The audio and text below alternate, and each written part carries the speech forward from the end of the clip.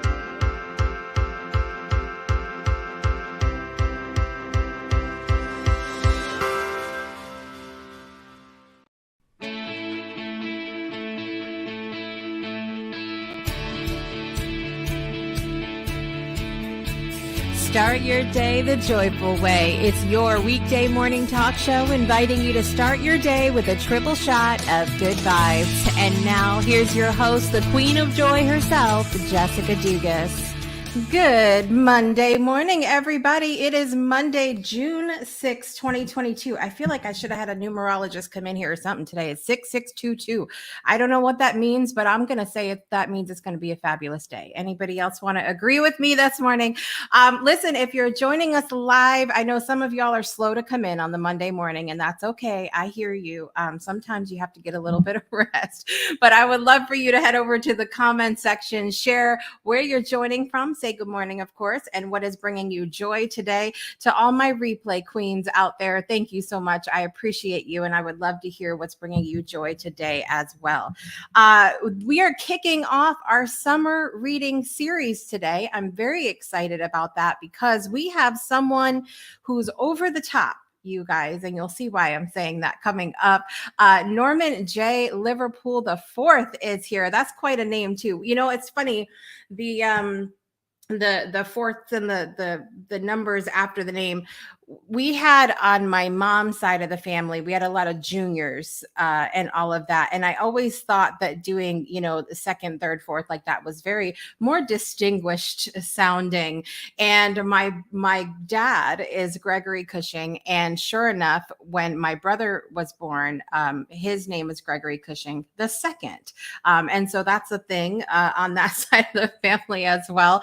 But I'm really excited that Norman is here today. It's early as hell where he is, let me tell you. So I always have to give that extra round of applause to my Pacific Coast people or Pacific time people, because it's early. I get some complaints about it being early here in Central Time or East Coast time. And I'm excited that he is able to get up and be functional this time of the morning. I'm giving him a round of applause for that. Lots of stuff is bringing me joy today. I have to jump in and tell you about a few things. First of all, my podcast episode with the fabulous Scott Mason, which you all fell in love with during our May series, it premiered yesterday. I'm going to be posting about it on my social media today because y'all know how I am at night. I got the message last night and I was half asleep when that message came in. And so I would be sharing about that today, but I saw he had tagged me. Lots of amazing feedback already. And I have to give Scott a big round of applause, shout out, because you guys saw how he was on this show. Scott is an incredible speaker. And when you have someone that has that level of just charisma, speaking of one of the things he talked about, and speaker training, it's a little intimidating. I'll be honest with you, a little bit intimidating. And so even though we're friends, I was so nervous going going into that. And I said that to him. I'm like, Scott, I love you, but I am very nervous right now. But and honestly, I think I may have blacked out during our conversation because I listened back this morning and it was so good. Scott created such an amazing space for us to have that conversation. And I'm just so grateful. So I would love for you guys to go listen to it. It's Scott Mason's Purpose Highway. It was such an honor to do that. It's out now. You'll be seeing about me posting about it today. It's also shared about it in our Discord community last night as well. What else is bringing me joy today? Oh, you guys know Brett Weiss from the Weiss Scholarship Foundation. If you're brand new here, we partnered with the Weiss Scholarship Foundation last year. Weiss Scholarship Foundation helps to send children to school in a little village called Dago, Kenya.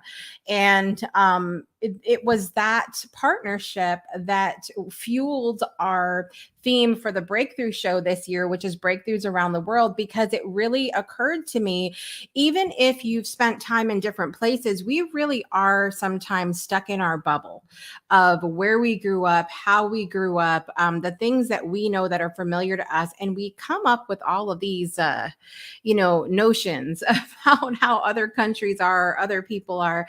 And so that partnership with them really opened my mind and said, we need to highlight the fabulous things around the world. So Brett actually hadn't been out to Kenya in quite some time. And as you know, we have since made really good friends with Olivia Ambani, an incredible singer out of Nairobi. And Olivia I've shared with her several times. She's my best friend in my head. We're singing together, like the whole deal. And she's fabulous. And when Brett made the plans to go back to Kenya this year, they decided to meet up. So I am so excited that Brett was on a plane yesterday. He may be in Kenya today. I don't know, you guys. I don't know how long it takes to get to the next town over, let alone from here to Kenya. Okay, but they are meeting up, and I couldn't be more thrilled. That brings me so much joy to bring people together. So I cannot wait to share with you guys pictures, maybe videos. Brett has promised me that they're going to do that. And I can't wait to bring it to you guys. So really super excited about that. The third thing, it's kind of a bittersweet thing, but I want to share with you guys because it really took up so much of my weekend. As I made the announcement to you all, we are selling our home here in Alabama, moving back up to Connecticut, and it has been a whole process to get the house ready and everything for photos and showings and all of that. And let me tell you, add in 6 kids to that, just I cannot. The landscapers came and went and took care of our flower beds in the front yard. And the one flower bed, they uncovered a bunny nest. And the bunny nest had like 5 or 6 baby bunnies in it. So, and you guys know how we are about the animals in this house. And they were going to just get rid of them. They were going to literally dig them out of their, and my husband went outside and had a whole fit. You guys went outside and had a whole fit. And long story short, one of the little bunnies clearly had some health issues. The bunny looked like some neurological issues, couldn't stand up. And we were trying to figure out over the last 48 hours or so if the mother had been coming to take care of it or not, or if kind of nature was taking its course kind of thing. And it turned out that it seemed from our research that we were doing that the mother was not taking care of it. And on the last night, which was the night before last, the bunny had taken there was only the little tiny bunny left that wasn't being taken care of. So we got a hold of the wildlife services here, which they're so minimum. There's so few people that are doing that work here in Alabama. I don't know about other states. I haven't researched that far. And I said, can we please bring the bunny to you? If at minimum, I wanted the bunny to not be in pain. So we drove an hour and a half to Huntsville yesterday with little bunny in tow. Can I just tell you, look at you guys. how sweet is that little bunny? She is so adorable, so sweet. And so we took her out there, and I had the opportunity to meet this man. Is retired. He does not have to do this work. He does this out of his home. Like, you know, like, I'm just so blown away. And I learned a little bit about his story while we were there. His name is Michael Treat. He is a licensed wildlife rehabilitator in the state of Alabama. He grew up in Cherokee on a he's Cherokee, grew up on a ranch in Oklahoma. And his Cherokee heritage gave him a profound respect and reverence for all life, especially wild creatures. I want to read to you a little bit of his story here of how this happened. Michael was forced to retire in 2011 after a nearly fatal work accident. Not expected to live, he surprised his doctors and survived. He is disabled and bears the scars of that accident. Since then, Michael has dedicated his life to caring for foster boys. His interest in wildlife rekindled when Sammy D. Squirrel joined the family. A friend who knew of his love for animals brought him Sammy, an orphaned gray squirrel. Michael and his boys cared for Sammy, and the experience changed their lives. Sadly, Sammy died before he was released, but he had left his mark. The experience of loving and caring for Sammy made Michael and his boys eager to raise another squirrel. Michael researched wildlife rehabilitation and with his boys built the required habitats and became a wildlife rehabber licensed by the state of Alabama. This man is incredible. Like, I just seriously blown away by the work that he does. And everything is off of donations. Everything is just him out of the goodness of his heart. I got to see some really cool animals yesterday. It was a very beautiful experience. And I have hope that at minimum, I'm not going to get emotional on my show this morning. I swear to you, I've been crying all weekend over this little bunny. At minimum, she'll be in loving hands and be taken good care of if she doesn't make it. But she's just the sweetest little thing, and I know she's in good hands. So I want to thank Michael Treat for the work that he does.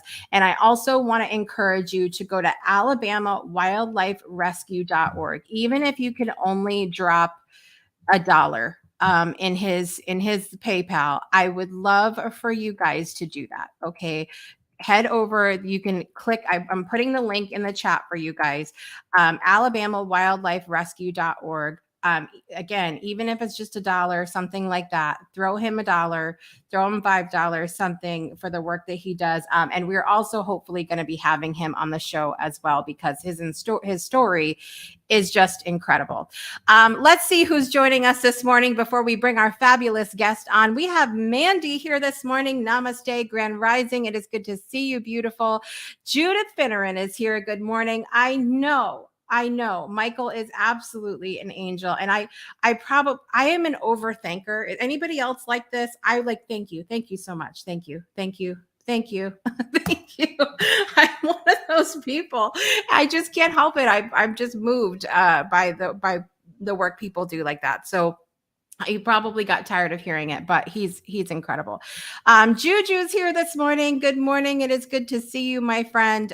Thank you guys for joining us today. And listen, I see some of y'all hiding out there, not saying good morning. Say good morning. Let us know you're here and what's bringing you joy today. We're going to take a quick break, you guys, and we're going to be right back to kick off our summer reading series with the fabulous, over the top Norman J. Liverpool IV. We'll be right back after this. Breakthroughs are about more than you might think. They're about discovering who you are, digging deep, reaching to the core of your soul. They're about healing yourself, understanding your beliefs, creating a ripple effect. And it's not just those initial moments that matter.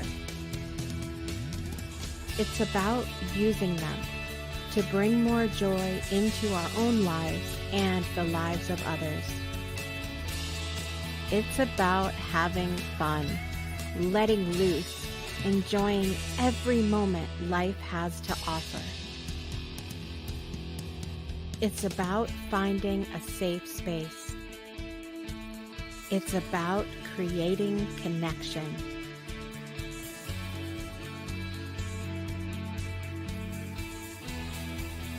Join us each and every day for exclusive programming, special events, and a community to call home, where we invite you to explore, change the way you look at and live your life, and go beyond the breakthrough. So we ask you, are you ready? We'll see you online at thebreakthroughshow.com.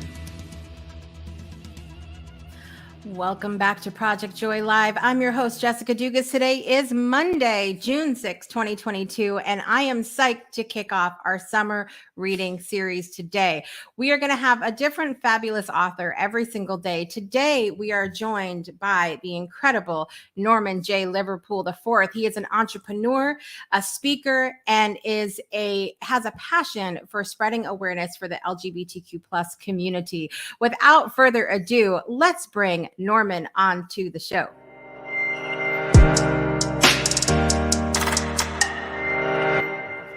Welcome, Norman. Good morning. Good early morning to you. Good morning. Good morning.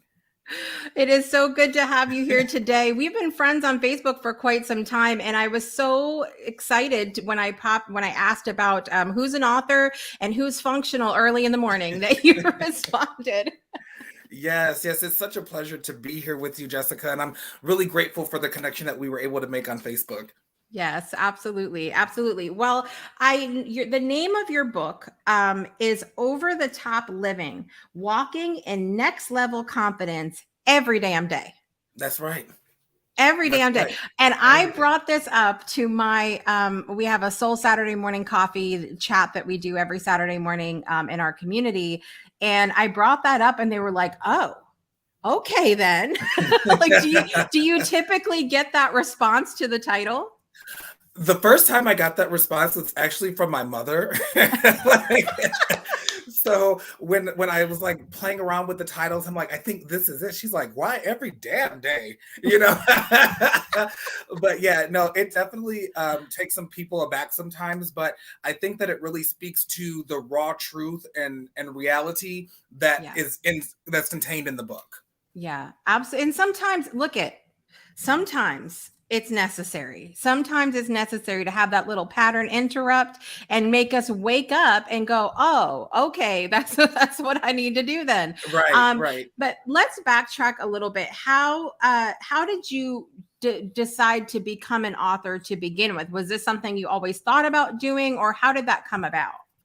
So it's definitely not something that I thought that would ever happen.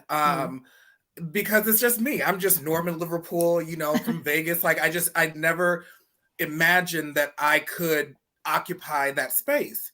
And during the pandemic, I found myself really sharing a lot of my feelings on social media. And the more and more I read through them, I'm like, this is a book. And so literally all I did was for like a few months is I just took all of the social media posts that I made and formatted into a book. Yeah. I love that. And we had a guest on the Breakthrough Show last year, Birgit Itza, who had this very similar experience. She was on Instagram and she would always post these beautiful pictures with positive messages that she would come up with, just very kind of felt divinely led. And someone said to her, this is a book, right? And I love that. And I love that with your story, because when it comes to writing books, I think a lot of us complicate it. We're like, it has to be this whole process. And did you have to work through some of those beliefs yourself as you were writing it? So for me, my situation was a little bit different because I actually hired a coach Mm. that specializes in publishing. And so when I hired her, it was kind of like she gave me the template. I, put my words obviously in the template. Then she had her design people come up with like a couple different options for the cover. Mm. And so it really collapsed time for me. And it allowed me to really focus on what I was writing. So Mm. luckily I didn't have to juggle all those different components because I had a team that was working for me.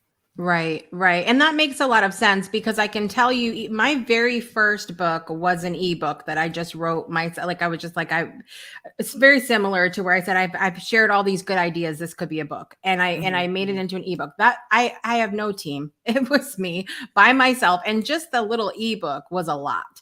Yeah. And then I had done, when the book that I did, Shine, that was a compilation book of stories, when that became a bestseller, I had to do nothing except write. They had an editor, they had a team, they had the whole, and it's a different experience. Yeah, yeah. And I don't, I'm grateful for people operating in their level of expertise, because that's not my realm, that's not my lane. And so it just really made the process, like, it happened so fast. Like, even my family was like, Norman, how did you get that done? But it Yeah. was all of these other, pieces playing in the background. Yeah, yeah, for sure. Well, how did you, so the book, as we said, is called Over the Top Living. Have you always, I'm gonna give you the benefit of the doubt and say Norman has always lived over the top, right? Yeah, I would like to think that who I am as a person and my characteristics and my energy has always been this. Mm. But the reason why I titled the book Over the Top Living, and that's also the name of my business, is because when I was growing up, over the top, when that was said to me, was said in a negative connotation. It was Mm. said you're over the top, you're too much, Too much. right, too extra. And so what I did is I repurposed that and said, no, that's exactly where I should be, is over the top.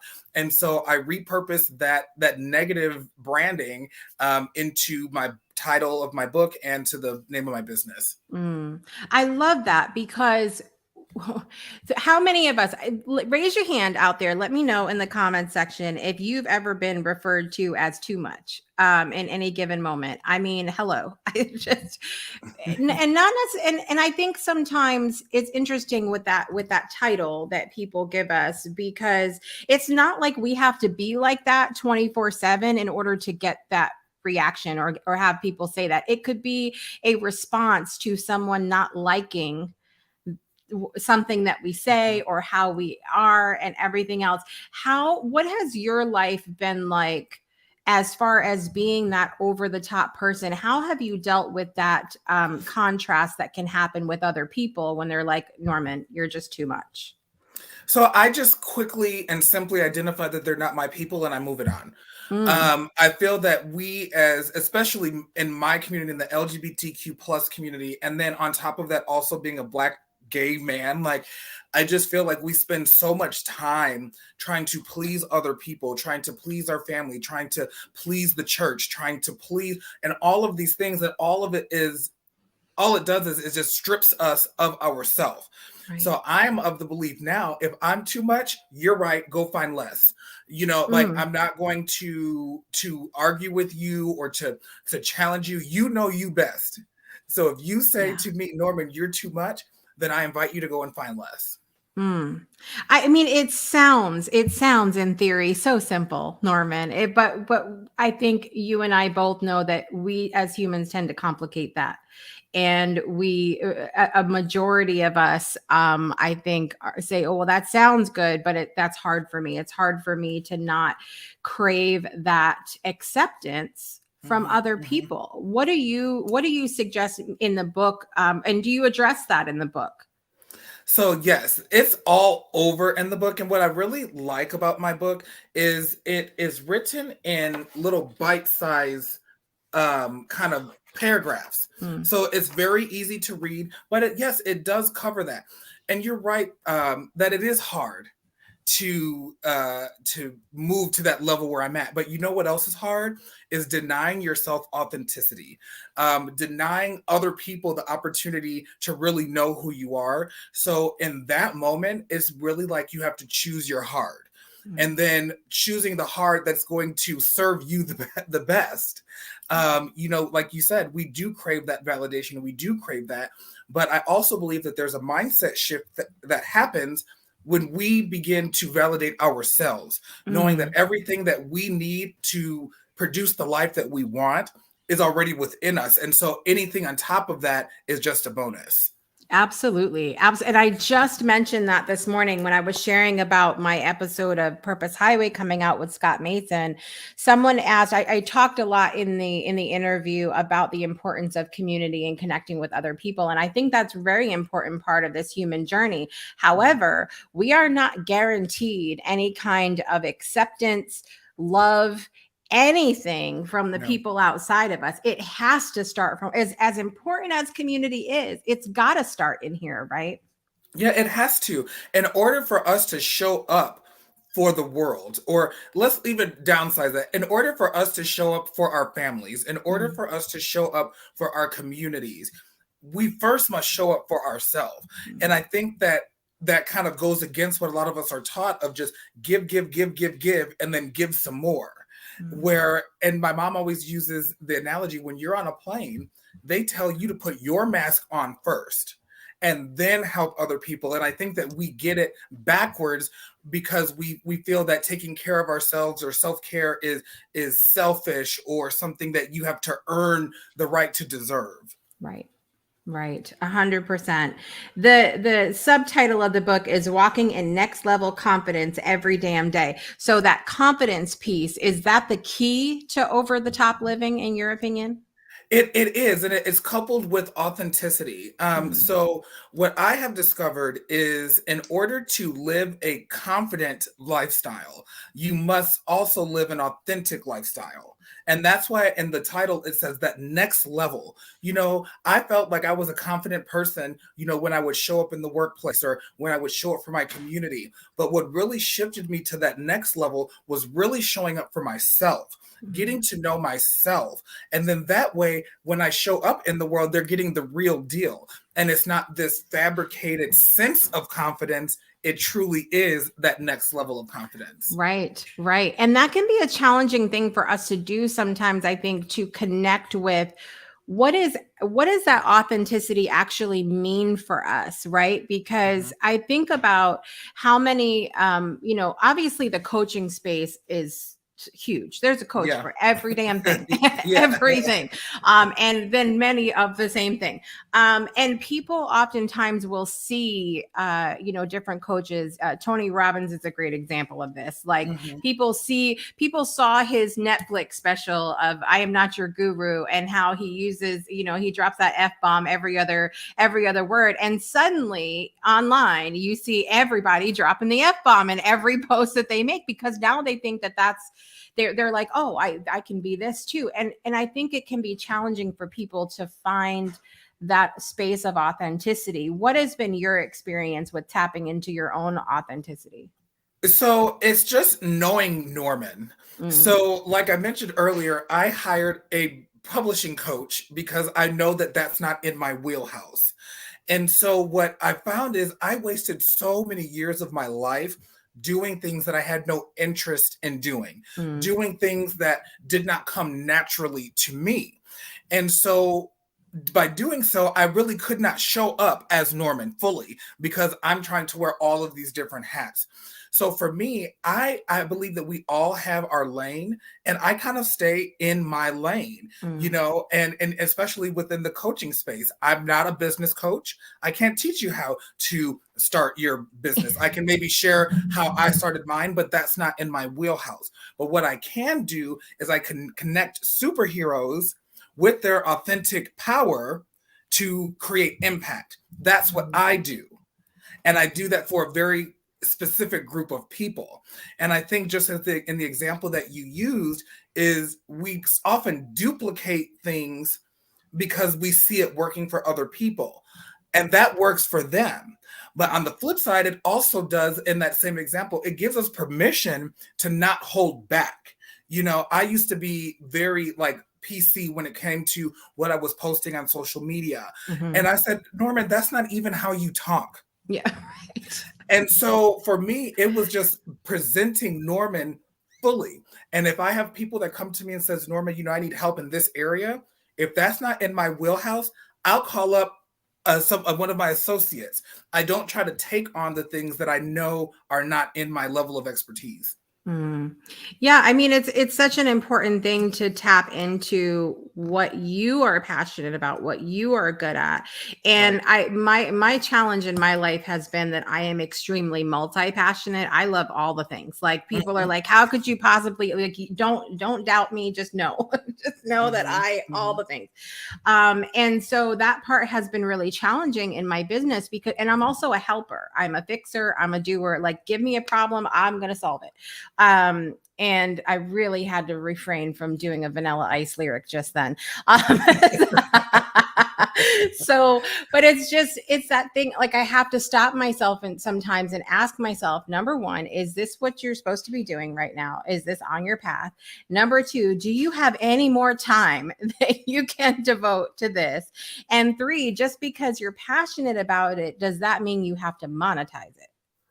And that is so key. I'm very much like you. I find myself dibbling and dabbling in many different things, but that all is not business. Mm, Sometimes that is for recreation, sometimes that's a pastime. Sometimes it's something that I enjoy specifically doing with this person right. or this group. And that is very challenging because you have all of these things like firing off in your brain. And it really takes some control to really say, okay, I need to focus on this Mm. and then follow the steps to see that to completion. Right, right. You mentioned something else that I'm super passionate about, and that's that, some of the things that you're passionate about might be just for specific people or specific groups. And I've talked about that on this show before about the importance sometimes of compartmentalizing our relationships a little bit. And I use Mhm. the example of my husband. I'm into all the woo-woo things. I love to, the moon, and I love, all the little, fairy type things. My husband, no. Mhm, Not so mhm. much. If I go to talk to him about that stuff, he will glaze over within 5 minutes, and then I'm offended because he's not listening to me. And then it becomes this whole Right, thing, right? But right, instead, I've had to learn to just, my husband is not my audience when I'm talking about the moon phases. That's not, right, we don't right. need No, to for do real, that. for real. Yeah. So how has that, because I think when it ties back into what you're talking about having that confidence and authenticity, the people that we're surrounding ourselves with in those moments, I think, are really important, right? No, extremely. They're extremely important. I liken it to you like this. I come from a long line of entrepreneurs, right? Mm, Both of my parents were entrepreneurs. My sister's an entrepreneur. Like everyone in my family, at least in my immediate family, had some sort of business venture mm, going on. And I remember growing up, and my mom's business that she to this day is still so passionate about. I couldn't just do it. I didn't see the vision. It was not my passion. And mm, she would sometimes, almost what it would feel like is force us to be involved in this thing that I wasn't passionate about. And mm. so it made me resent that whole business. I didn't want to be involved in any aspect because that was not my vision. Right. Fast forward to today, and I use this as a prime example. I hosted a small container last year called the I Am Confident 5-day challenge, Mm. and my mom decided to participate in this challenge. Oh, this And is going to be good. and one of the things that she said to me offline was, "I don't get it. Mm. This is not speaking to me." And I said, "Perfect, because you're not my audience." Yeah. Yeah. Oh, I'm just sitting with that for a minute because sometimes those that are closest to us, we want them to be excited about what we're doing. Right, We crave that acceptance, like going back to that piece as well. We want them to be like, oh, like I can't even tell you. I want so bad for my parents to be like, the Breakthrough Show Network are the best shows that I've ever seen, and I watch it right, every damn day. That's not the case. That's not the right. case. But and it was hard for me at first to deal with that because it felt like rejection. Mm-hmm. But even though I know that that's not the case, that doesn't mean they don't love me. That doesn't mean Right. they don't support what I do. It's just not they're not my audience. Right. And that's okay, because when we waste time and energy and space on chasing people who are not our client, not our tribe, we then put the people that we're actually supposed to be reaching on the back burner. Yeah. Yeah. I mean, that's huge. That's huge. And it took me, I wish it didn't take me as long as it did to get that. I really, Yeah, truly. no, seriously. It's a hard one because, again, we've talked, this keeps coming up, that wanting to be accepted is something that's really important. And for all of us, I feel like, and it's also that we all feel that acceptance in different ways. I mean, it's very similar to kind of the love languages things. We all process things in very different ways. I know I wanted to ask you about, because you've brought up your family a couple of times. What has the support of your family been like in your work? And because I bring this up because we know that that's not always the case in the LGBTQ community, that they don't always have the family that's accepting. What has your experience been like? So I will preface this by saying, as humans, we do the best we can with what we've got and the tools that we have been provided. Mm-hmm. I'll start by saying that.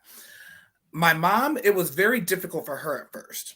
Mm-hmm. Because again, I come from not only a long line of entrepreneurs, but a long lineage of ministry. My grandmother started the church that I went to, and that church is still around today, where my uncle pastors. Wow. And so my mom's sister is in ministry. Her brother is in ministry. My cousins are deacons and deaconess. So her whole worldview lent itself to X, Y, and Z.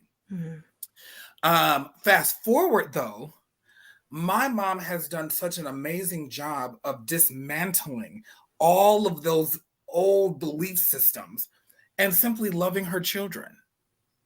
Mm-hmm. And today I have the most amazing support in my family, my sister, my husband, my mom, and my dad.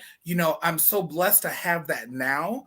And that's one of the reasons why I'm so adamant about spreading my message.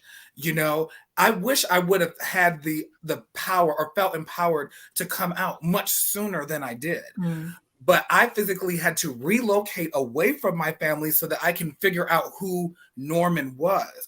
And it was so scary because I had to introduce myself to myself for the very first time. Mm-hmm. So, to answer your question, my family is super supportive. I did have to have conversations with them because I do live my life very openly, whether that be being gay or, things that have happened in my childhood or things like that. And so I did have to have a conversation with everyone like, hey, as I'm sharing my story, these things are going to come up and I need you to be okay with that because they happened to me. It's my story and I want to own it in its entirety. I can that in itself notes such bravery and courage to be able to share that. I know many people that I am close with who have been scared to share their story and live their truth because they are afraid of the other people's stories who intertwine with theirs. And the thing about it is most of the time, the people that want to keep you quiet or want to keep you muted is because they don't want to own their part in the story. Right. They don't want to own that they were the villain. I was a villain in someone's story. We all have those different things. And when you try to suppress that, it makes you like, well, why? It happened. It's my story to tell. Yeah. This is your truth. You did these things. Right. And it's my story to tell, because at the end of the day, if we don't share our story, there's a part of someone's survival guide that's not going to be written. There's going to be someone somewhere that is looking exactly for what you've gone through so that they know that it's going to be okay, that they know that they can make it. Y'all, I'm done. This is the Norman show now. We're just going to... It's so good. So many. I'm saying, my brain gets to running when I have people on the show of like, ooh, that'll be a good clip and that'll be a good clip. I'm just going to cut the whole episode and tell y'all to rewatch this 150 times. Period. Oh, it's so good though. Tell us a little bit specifically about the book. I know you showed a little bit. What can people expect when they purchase the book, Norman? Well, what you can expect is it's going to read like your gay best friend is talking to you. It's very conversational. It's like, get up, boo. What you doing? It's like, make some shit happen. Yeah. And so it really is that pep, that validation, that permission to do you and to be you unapologetically and unashamed. I love it. Beautiful. I have to grab this so you can see it. Do you know the wine company Barefoot? Yes. Have you seen their wine? Yes. The one for for Pride Month? Oh yes, with the rainbow sandals. Yeah. Yeah, yes, the whole bottle of rainbow. Yep. My son brought that home. My oldest just turned 21 on Monday, or last Monday.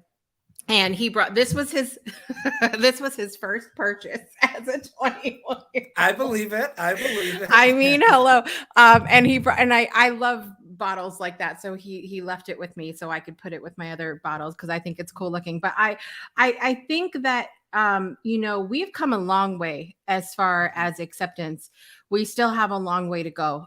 Whether we're talking about sexuality, racism, acceptance in general, just all of these different things.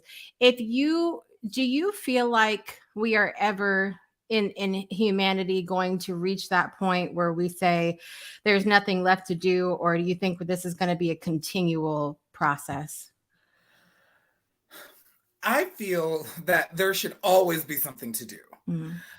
There's always going to be someone that we can make feel better, a policy that we can change, making things more inclusive. I think that there's always going to be the work. Now, I feel that we're going to come to a place where the work is going to be more widely accepted and it's going to be a little bit more fluid. And it's not always going to feel like a fight. That's my hope. But, even when we're thinking about, this being Pride Month, the first Pride was a riot. So it has to start somewhere and then we'll hopefully evolve. Yeah. I hope that myself. It can be a challenge to envision that hope when we're dealing with such just craziness, especially the last couple of years. You know what I think it is? I think we all got cooped up in our house and realized some people had nothing better to do with their time. It's what some of it was. You know what? It's so true. But I also think on the flip side, at least if you're like me, it really bossed me up. And what I mean by that is being able to, so I had just come out of a marriage in that January 2020. So I went from being married to being separated to moving to being by myself. So it was like a lot of change that happened in the first quarter of the year. But what that taught me is that I'm my own best friend. I can entertain myself. I enjoy my own company. When I'm by myself, I feel like that's when I'm the most creative. And it dismantled this ideology that I have to always have someone around me, that I have to be here, there, and everywhere, and I can just be. And that's okay. Right. Absolutely. Well, I know that people can get your book at book.overthetopliving.com. It will take you right to the Amazon page, and people can check it out there. Very inexpensive, you guys. So be sure that you go do that. And I'm excited to get my copy and get to it because, we all need a little gay best friend. Exactly. I'm just trying to say some of y'all need to. Thank you so much for being here this morning, Norman. Is there anything that you would like to leave our audience with today before you leave? I'd just like to leave the audience knowing that you are enough exactly where you are. Your journey does not have to mirror anyone else's journey. And the only competition you have is from who you were yesterday. We don't have to compare ourselves and try to do the things that don't feel good to us. So I encourage you to love yourself, know that you are worth it, and know that you're the shit. So get up and act like it. Yes, I love it. I love it. Norman, thank you so much for being here this morning and Thank so you. early. I appreciate you. It's my pleasure. All right, you guys, we're going to take a quick break. We're going to listen to the For Love poem in Ukrainian today, and we're also going to visit our friends at Weiss Scholarship Foundation, and we'll be right back after this. Imagine a world where every child gets a great education. Educating all children is the only way to end poverty.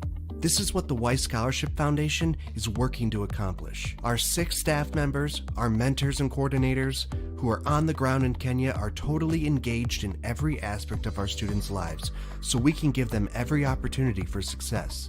In just a few short years, we have already awarded 141 scholarships. We send children to high school who would have never gone without our support. And then we help them go on to either university or vocational school.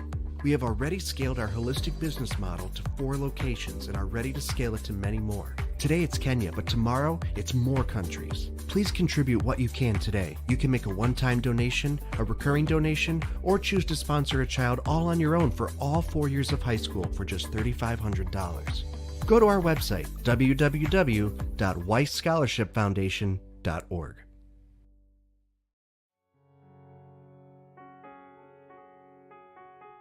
Не тільки моя хата, де мені безпечно і добре, а весь світ і назавжди. Я відстоюю кохання, бо нам треба більше світла, щоб не було більше смерті, що летить з осколків бомб. Я відстоюю кохання із розбитою душею, коли серце моє плаче. Welcome back to Project Joy Live. I'm your host, Jessica Dugas. Today is Monday, June 6, 2022. Wasn't Norman amazing? Love him. Love everything that he had to share. And make sure you get your top. I'm reading the line and trying to think at the same time. Make sure you get your book, book.overthetopliving.com, to get over the top living, walking in next level confidence every damn day.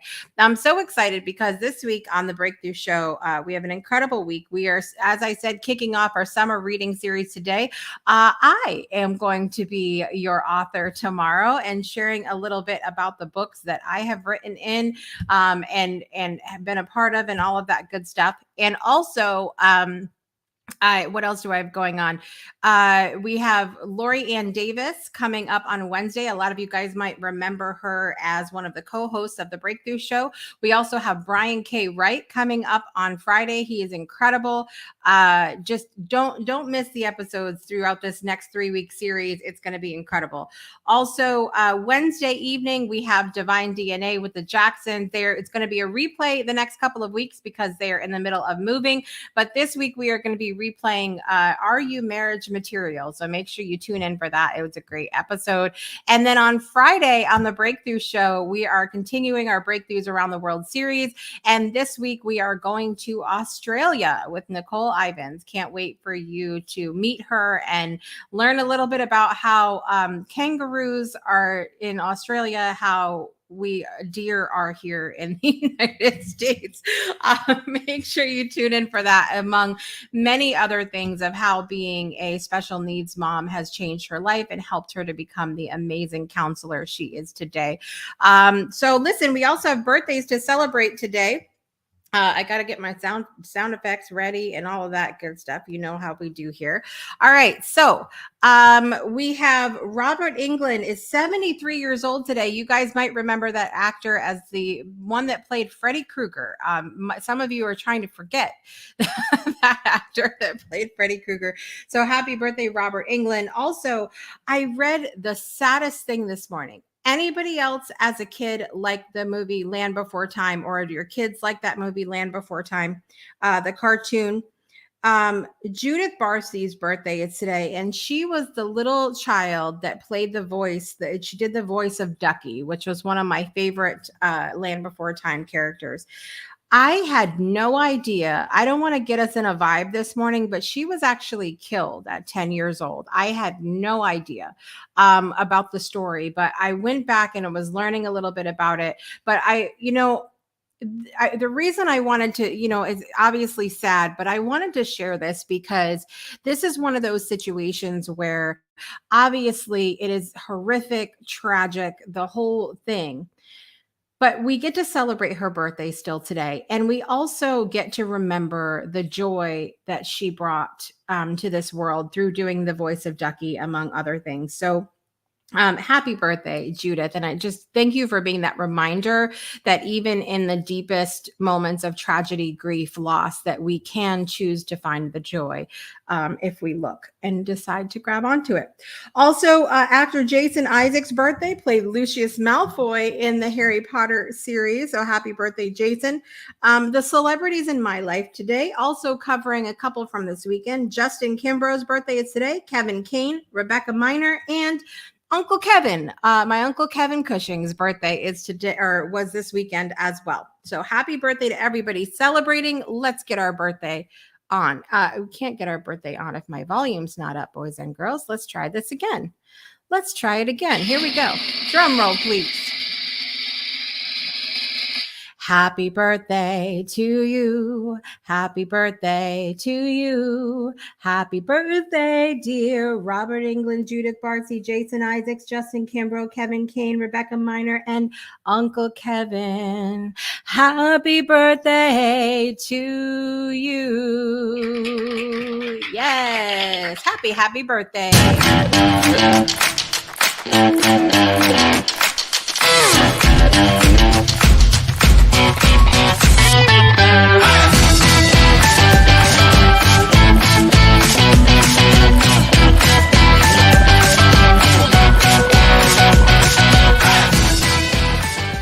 Happy birthday to everybody that's celebrating over the weekend and today. I'm really excited about kicking off this series with you guys. I want to thank our special guest again, Norman J. Liverpool IV. Get your copy of Over the Top Living, Walking in Next Level Confidence every damn day on Amazon or at the link provided to you guys in the comments. I'm your host, Jessica Dugas, and I want to remind you to make joy a priority in your life today and every day. See you tomorrow, guys. Bye, everybody. You've been tuned in to Project Joy Live with Jessica Dugas, your weekday morning talk show, inviting you to start your day with a triple shot of good vibes only on the Breakthrough Show Network. Binge all past episodes of Project Joy at projectjoypodcast.com. Until next time, help us spread the joy by sharing this episode, and we'll see you soon.